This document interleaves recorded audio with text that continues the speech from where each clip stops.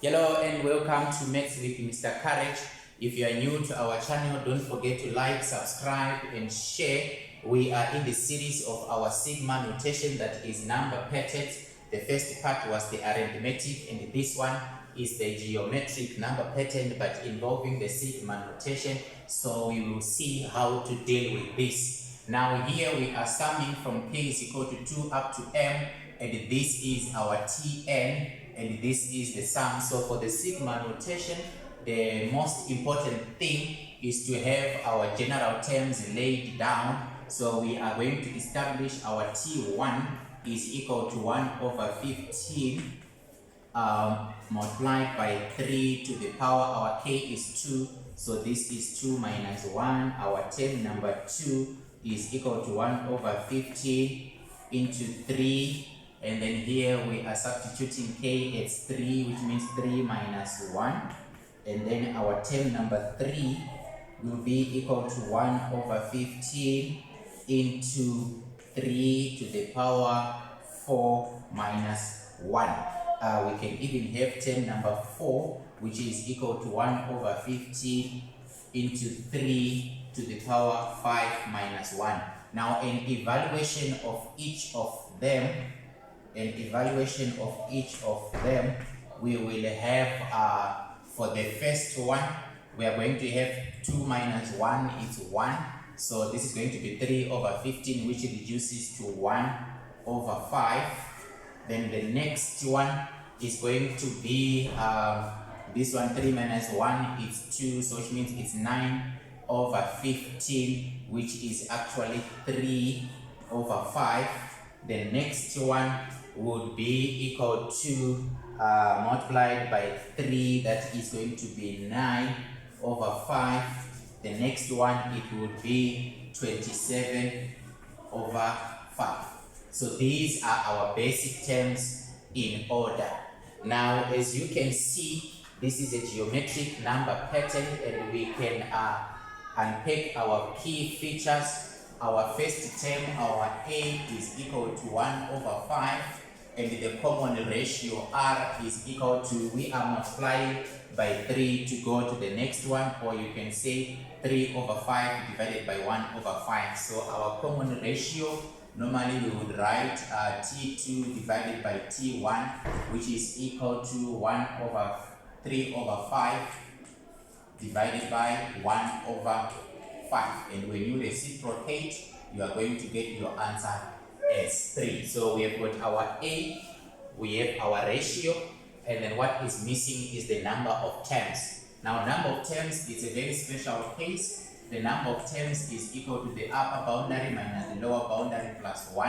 Our upper boundary in this case is m, minus the lower boundary there is 2, and then we add 1. So therefore the number of terms is equal to m minus 1. Now the three important aspects have been established. We can now write down our formula for the sum. Remember, it's given as follows: Sn is equal to a into 1 minus r to the power n all over 1 minus r. Now we can perform our substitutions.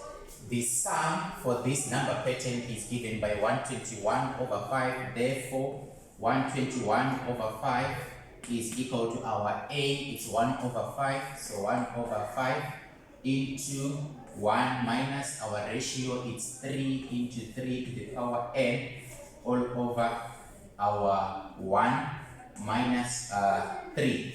1 minus 3, that is negative 2. Now we can simplify this bit by bit.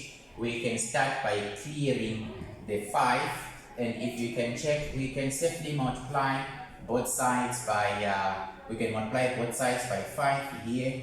We can even also multiply this one by 5 as well. So after multiplying, we are going to remain with 121 is equal to 1 minus 3 to the power n all over negative 2, 1 minus 3. Now we can multiply that by negative 2, 121 times 2, that is 242. So minus 242 is equal to minus 3 to the power n. Now we can safely take this one this side, so that this is plus 1, so we can safely take the 3 to the power n that side. Therefore 3 to the power n is equal to 242 plus 1. 3 to the power n, this is equal to 243. Now we are solving an exponential equation. We can proceed with two methods, either checking if this can be expressed as a base of 3, or we can use both the logarithm method. Now if you can check, if you're using your calculator, you can say 243 equals shift FACT, so 243 equals, and then shift your FAC button. You find it on your calculator, FACT button. It will tell you that this is actually 3 to the power 5. So 3 to the power n is equal to 3 to the power 5. Now the bases are the same, therefore the value of n will be equal to 5. N is equal to 5. But remember, we are looking for m. And we said our n is equal to m minus 1, so it's not complete. We can now say, therefore, our m minus 1 is equal to 5, which means the value of m is actually equal to 6. So this will be the actual value. If you want, you can substitute the n at this stage, and you can still solve for your value, but you can choose which method do you want. Now using the log method, you can say at this stage 3 to the power n is equal to 243, which means that n is equal to the log base of 3 of 243. If you can check on your logarithms, the log function, log base 3 of 243, log base 3 of 243 will actually give you 5 as well. So this is equal to 5.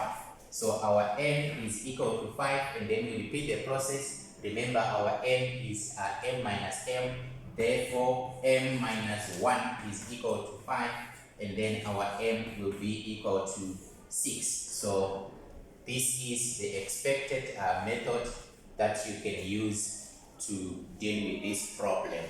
And take note, when you are dealing with the geometric number pattern, it's very important, especially if you have fractions or decimals, do not round off the decimals. Make sure you keep them either as exact fractions or as exact decimals. Otherwise, you will enjoy this part here. And check the value of r here, the ratio is 3, which means this one is a divergent geometric series. I hope you have enjoyed watching this one.